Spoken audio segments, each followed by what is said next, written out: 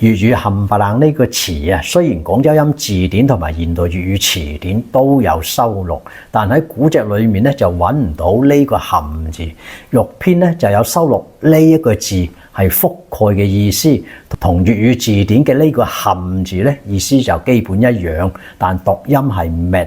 而喺古籍裏邊比較常用嘅係呢一個冚字，說文解釋為佳也。辭海標注嘅其中一個讀音係冚，解釋為充滿也。兩個解釋都有全部嘅意思。新華字典對呢個鹹字嘅解釋咧，亦都係全部嘅意思。比如老少咸宜。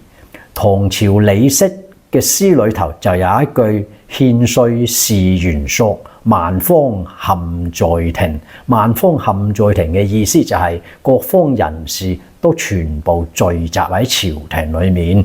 又比如宋朝蘇洵嘅詩裏頭就有一句天下咸喜相慶，意思係全天下嘅人都感到高興並且慶祝。